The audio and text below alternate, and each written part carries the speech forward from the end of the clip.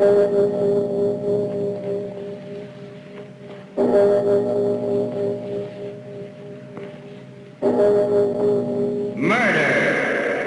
at midnight. This is the place for it. Deep down under the city, under the earth. The concrete cold and damp as the stone of a mausoleum. The question is, which one of them shall it be? You, sir? You with the gray hair and the briefcase. Allow me to introduce myself. I am Death.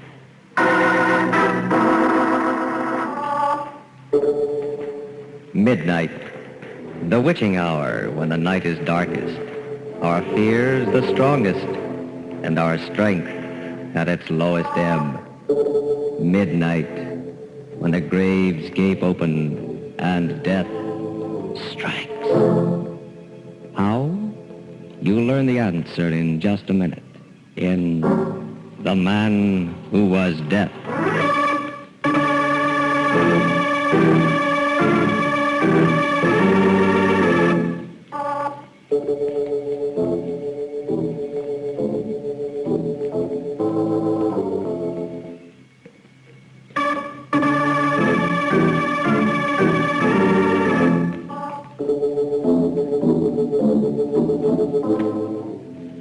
And now, Murder at Midnight. Tales of mystery and terror by masters of the macabre. Our story by Robert Newman is The Man Who Was Death.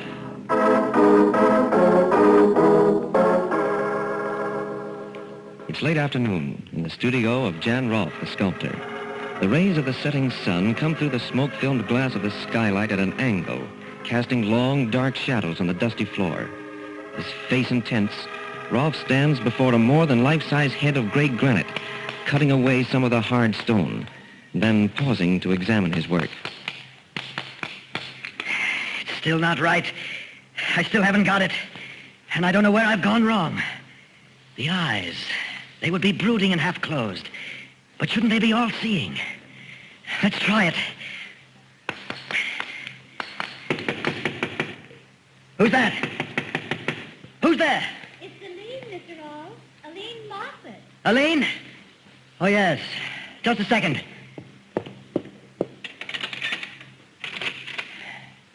What is it, Aline? I told you I wouldn't be able to get here until late, Mr. Roth, that I was going to be modeling for Clayton in the early afternoon, but you said it didn't matter. Oh, yes, I forgot. If you don't need me, don't feel like working. No, it's all right. Maybe it would help if I worked on something else for a change. Come on in. Something else? Oh, that head. Is that the first time you've seen it? Yes. You always kept it covered up before.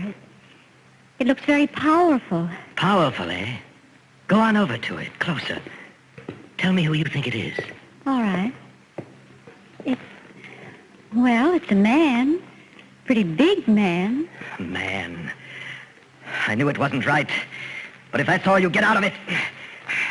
Where's that mallet? Mr. Roth, what are you going to do? Yes, I'm going to smash it! Almost 6 months' work, but... There! Do you know what that was supposed to be? Death! Yes. For centuries, man has been haunted and obsessed by the fate of death. I'm going to do something no artist has ever done before.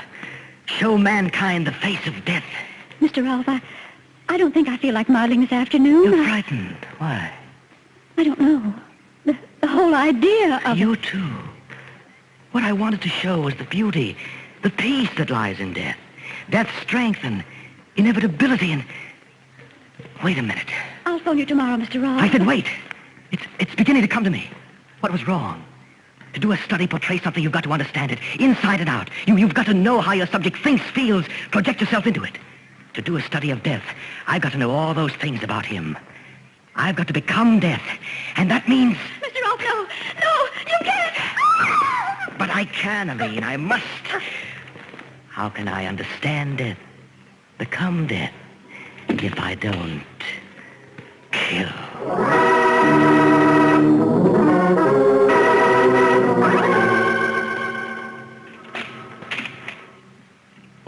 Miss Craig? Yes, Nancy Craig. I'm Jordan, Harold Jordan of Homicide. I imagine you know why I asked you to come down here to the morgue. They said it had something to do with my roommate, Eileen Moffat. Is she... If you think you can take it, we'd like you to make the identification.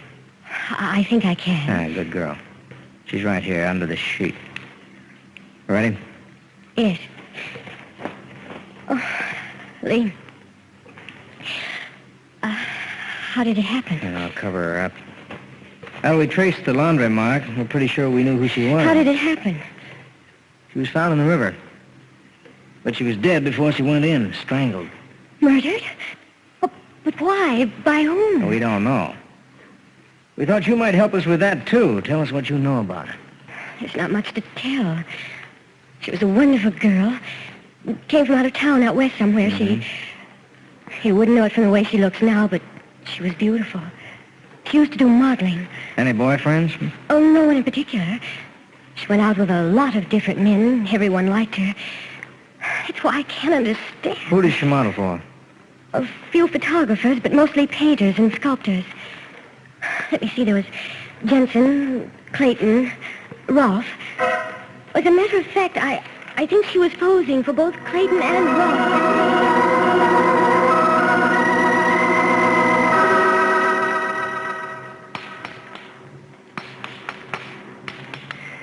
Better this time, much better.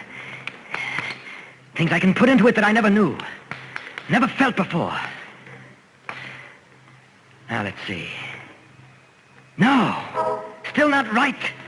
Still something missing, and not just a shade of expression, but something basic, one of the keys to the whole concept. But what? Haven't I played Death's role, killed just as he does? Haven't I... Wait, that's it. Of course. Is that how death strikes? Without thought, on the spur of the moment? No. He picks and chooses. Decides just who shall die and who shall not. What's missing is the consciousness of power. The knowledge that there is no appeal from death. That he is the supreme authority. And that means that... Yes, I must kill again. And this time... Who's that? Police department. Can we come in and talk to you for a minute? Why, yes, of course. Just a second. Police. They don't know anything. They can't know. But I better cover this up.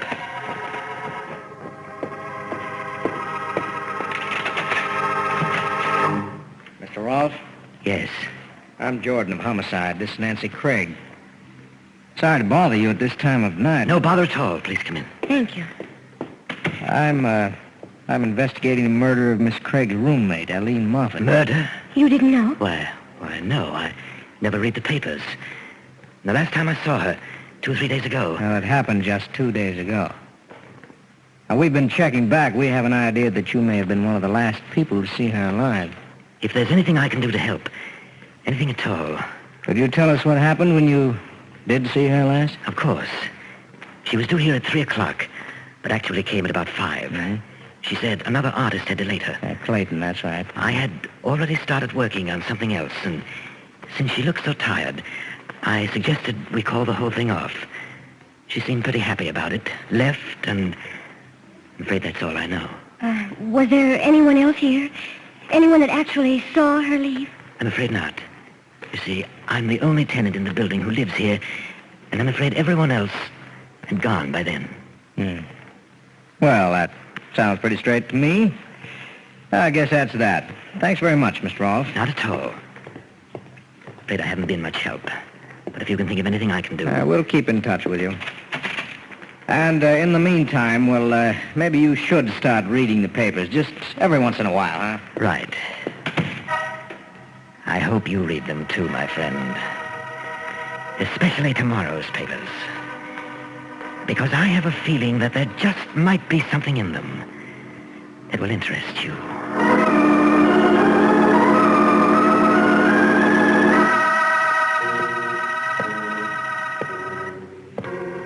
Night. And a fine small rain. Yes, this is how he would move. Walking slowly through the darkness. Searching. Weighing. Selecting his victim. I beg your pardon, What? sir. But could you tell me if that's the uptown subway over there? Why, yes. I believe it is. Thank you. Thank you very much. Not at all. Subway. What better place to make my choice than there? Deep under the earth. The concrete cold and damp as the stone of a mausoleum. Thank you, my friend. Thank you.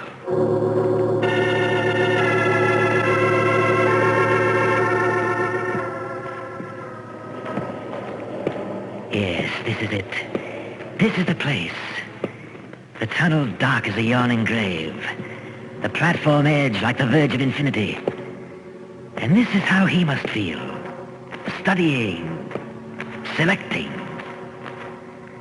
Which one of you shall it be? You, madam, with the worn coat and the draggled hat. Why are you looking at me like that? Do you know what's in my mind? Don't be afraid. It won't be you. You, young man, with the books and the glasses? No. Then what about... Yes. Down there at the end of the platform, my friend who suggested this. My prosperous-looking friend with the gray hair and the briefcase. Don't look up at the track so impatiently. A train is coming. But so am I. Good evening. I beg your pardon, sir, but I'm afraid... Oh, I didn't recognize you at first. Why, you're the chap... Directed you down here, yes. But I felt that you should know exactly who it was you spoke to. Allow me to introduce myself. I am death. What? What do you mean? What are you doing to me? Let go! Let go!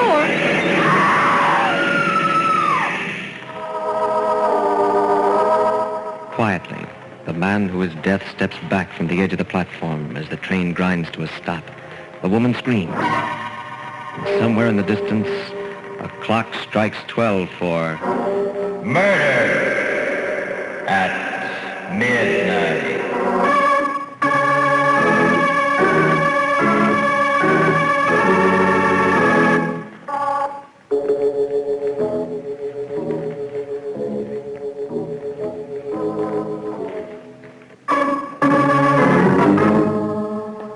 And now back to the story of The Man Who Was Death.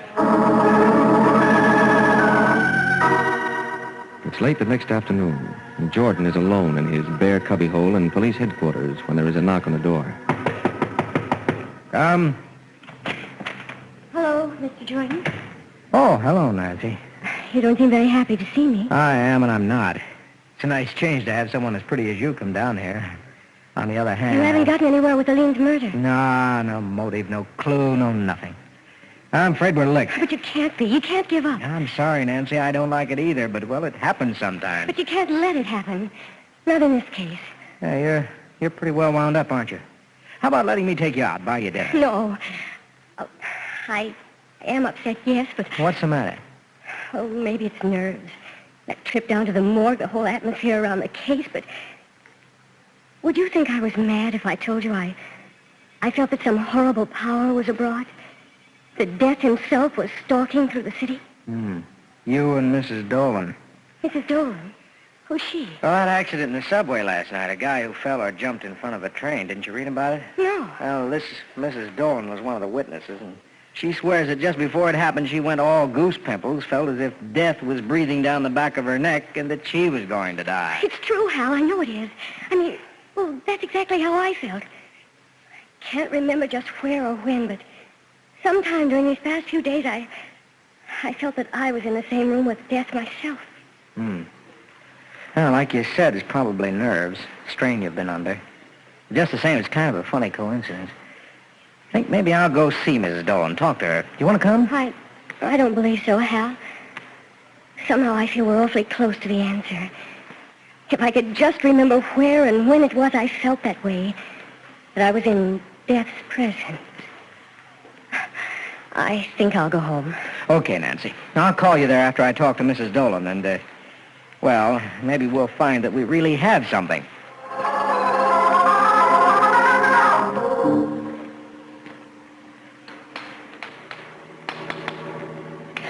Just a little more off the cheekbones.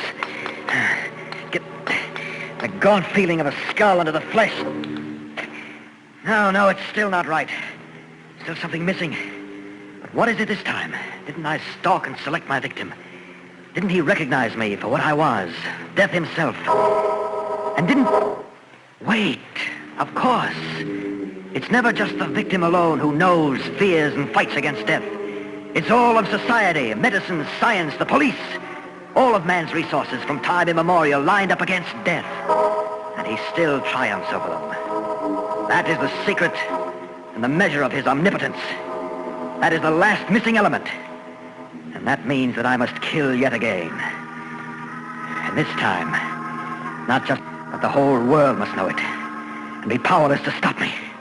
This time, who's that? Who's there? Nancy Craig, Mr. Roth. I don't know if you remember me. Nancy? Oh, yes, just a second.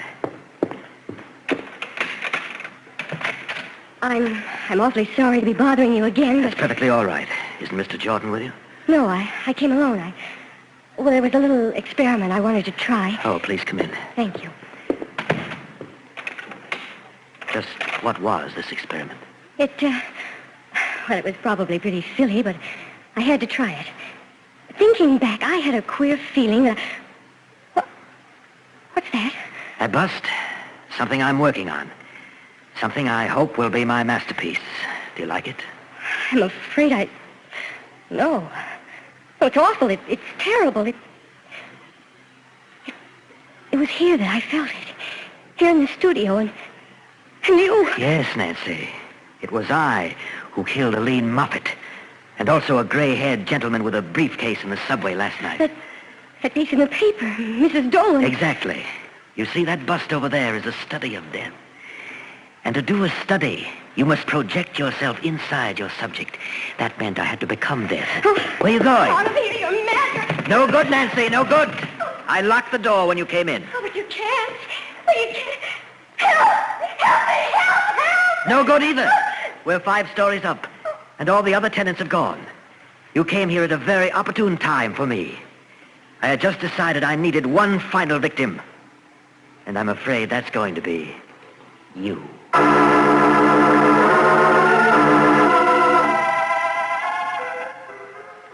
never forget it, Mr. Jordan. It was pretty late, about 12 o'clock, and it was raining. There were only a couple of people on the subway platform, 3 or 4, and I was standing by myself, not thinking about anything in particular, when suddenly this feeling came over me. What kind of a feeling? Oh, a feeling that this was the end. A feeling that death was standing there, right close behind me. I got so weak and shaky that I thought I was going to faint. I shut my eyes and leaned against one of the posts, and that's how it was that I didn't actually see the accident. Mm-hmm. Well, did you turn around when you had that funny feeling? Did you notice whether there actually was anyone standing behind you? I did. There was just a young fellow with glasses and another man, kind of strange looking, now that I think of it. Strange? How? He was about 35 or 40, pretty big. I guess it was his hair. He wasn't wearing any hat, and, well, it was almost white and very long and bushy. What? Did he have a thin face, gaunt, and deep-set eyes? Why, yes, I think he did have. Do you know him? I'm not sure. If I do, then I may know a lot of other things, too. Good Lord. Nancy. What? I've got to get out of here.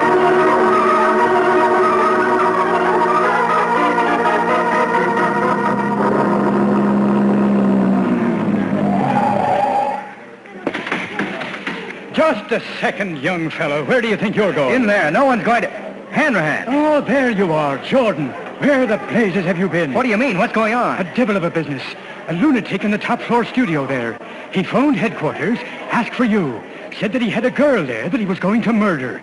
Said that he wanted us to know, even though there was nothing we could do to stop him. We thought it was a gag at first. Well, what are you doing about it? Everything that can be done. I've got men all around the building. Up on the roof across the street, outside his door. Well, can't you break down the door? Sure, and finish her off quick. He said that if we tried it, he'd bash her brains out with that big hammer that he's working with. But there must be something, a Tommy gun from the roof across the street. He's got her right in front of him, so that if you got him, you'd get her too. I tell you, there's nothing, absolutely nothing anyone can do. You're wrong, Hanrahan. There's just one person, one thing that can stop him. What's that? Death.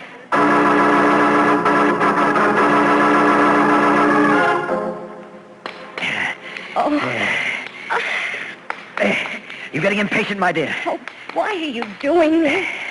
You know you can't get away with it. Get away with it. You think I care? That it matters to me whether I live or die when I finish this? I'll never be able to surpass this, but neither will anyone else. I know now how death must feel. And I've caught it forever. For all men to see in stone. Yes, friend Robert. You have. And you've made me very proud. What? Who's that? You don't know? Even though I've been on your mind for months now? Even though you're just finishing my portrait? You? Where are you? Where would I be? Everywhere. Outside in the hall. Down in the street. Here in the studio with you. Can you be seen? I must see you. I must. Very well. Walk this way. Over towards the door. A little further. Little further. All right, here I am, Roth. Maybe I don't look the way you thought I would. Jordan. Yes. Now drop that mallet and get your hands up. It was you. And I thought... Get him up, Roth, I said. Okay, if that's the way you want it. Help! It's okay, baby. It's all over now. Have you loose in a minute? Jordan, are you all right? Yes, break the door down if you want to come in. I'm busy. Oh, you got him. But how? I talked to him through the vent pipe from up on the roof. I figured that if he was crazy enough to do all the things he did do, he might be crazy enough to believe death could pay him a visit. When I'd maneuvered him far enough away from Nancy here, I jumped through the skylight. Hal, look. Good Lord. What is it? That bust he was working on. He said it was a study of death. And in a way, I guess it is. Because it's a self-portrait. Two men and a girl staring down at the body of the dead sculptor lying next to his weird masterpiece. But is it possible that there is still someone else in the studio? An unseen presence that has been there since the clock first struck 12 for murder at midnight.